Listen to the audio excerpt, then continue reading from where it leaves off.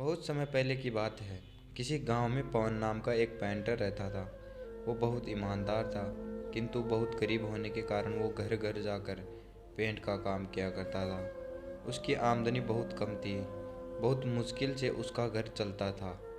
पूरे दिन मेहनत करके आता करने के बाद भी वो सिर्फ 2 वक्त की रोटी ही जुटा पाता था। वो हमेशा चाहता था कि उसे कोई बड़ा काम मिले जिससे उसकी आमदनी अच्छी हो, पर वो छोटे काम भी बड़े लगन और ईमानदारी से करता था। एक दिन गांव के जमींदार ने बुलाया और कहा, सुनो पवन, मैंने तुम्हें यहाँ एक बहुत ज़रूरी काम के लिए बुलाया है। क्या तुम वो काम करोगे? पवन, जी हुजूर, ज़रूर करूँगा। बताइए क्या काम है? जमींदार, मैं चाहता हूँ तुम मेरे नाव पेंट करो और ये काम आज ही करो। पवन, जी हजूर,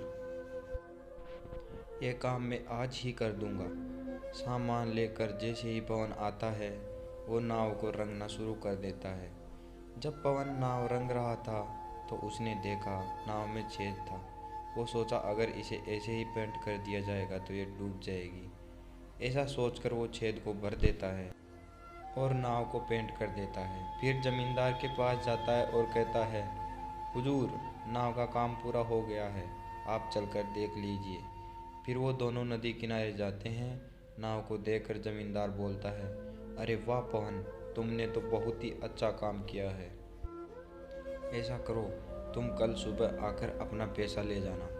उसके बाद वो दोनों अपने अपने घर चले जाते हैं। अगले दिन जमींदार के परिवार उसी नाव में नदी के ऊपर घूमने जाते हैं। शाम को जमींदार का नौकर श्याम, जो उनकी नाव की देख रेख किया करता था, छुट्टी से वापस आता है और परिवार को घर पर ना देखकर जमींदार से परिवार वालों के बारे में पूछता है। जमींदार उसे सारी बात बताता है।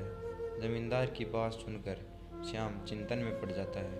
उसे चिंतन में देखकर जमींदार पूछता है, क्या हुआ श्याम? यह बात सुनकर तुम चिंतित क्यों हो गए? श्याम, सरकार, लेकिन उस नाव में तो छेद था। रामू की बात सुनकर जमींदार भी चिंतित हो जाता है।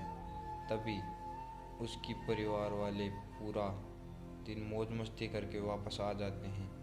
उन्हें खुशहाल देखकर जमींदार चैन की सांस लेता है। फिर अगले दिन जमींदार पवन को बुलाता है और कहता है, यह लो पवन, तुम्हारी मेहनत का पैसा। तुमने बहुत बढ़िया काम किया है, मैं बहुत खुश हूँ। पैसे गिनने के बाद पवन हैरान हो जाता है, क्योंकि वो पैसे ज़्यादा थे।